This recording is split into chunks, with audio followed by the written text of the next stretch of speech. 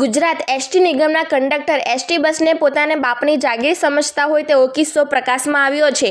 તાપી જિલ્લાના વાલોડ તાલુકાના તિતવા ગામ ખાતે રહેતો 21 વર્ષીય યુવક સિકલ સેલ બીમારીથી પીડાતો હોય, જેથી સરકાર દ્વારા તેમને એસટી બસમાં મુસાફરી માટે એક કાર્ડ આપવામાં આવેલ છે, જે કાર્ડ સમગ્ર ગુજરાત રાજ્યમાં માન્ય ગણાય છે। પરંતુ બાજીપુરાના સુમુલથી વ્યારા જઈ રહેલ યુવક પાસે આ કાર્ડ હોવા છતાં પણ તેની પાસેથી એસટી બસના કંડક્ટર દ્વારા ટિકિટના પૈસા લેવામાં આવ્યા હતા।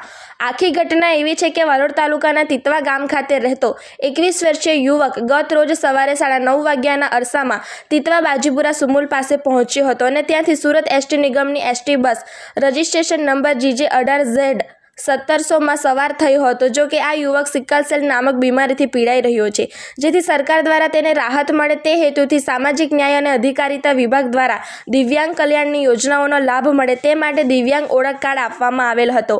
આ કાર્ડથી આ યુવક ગુજરાત એસટી નિગમની બસમાં વિનામૂલ્ય પ્રવાસ કરી શકે છે।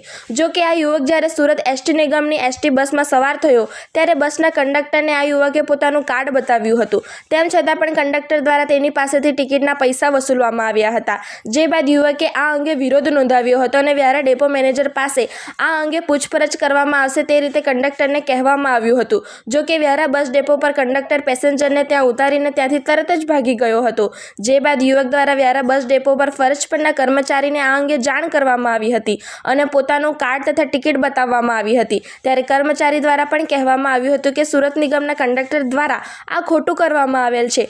જો કે અમે આ બાબતે કંઈ કરી શકીએ નહીં, કારણ કે આ બસ સુરત એસટી નિગમની છે, જેથી જો તમારે ફરિયાદ કરવી હોય તો સુરત એસટી ડેપો પર જઈને ફરિયાદ કરવી પડશે। જો કે અહીં પ્રશ્ન એ થાય છે કે આ પ્રકારે દિવ્યાંગતા ધરાવતા વ્યક્તિઓ પાસેથી એસટી નિગમના કંડક્ટર દ્વારા ખુલ્લેઆમ લૂંટ ચલાવી લેવામાં આવે છે। શું આ એસટી નિગમના કંડક્ટર બસને પોતાની જાગીર સમજે છે કે કેમ? દિવ્યાંગ પાસે કાર્ડ હોવા છતાં પણ ટિકિટના પૈસા લેવામાં આવ્યા, ત્યારે આ જ પ્રકારે કંડક્ટર દ્વારા અન્ય જગ્યાએ પણ ગેરરીતિ આચરવામાં આવી રહી છે કે કેમ? આ તો એક કિસ્સો પ્રકાશમાં આવ્યો છે।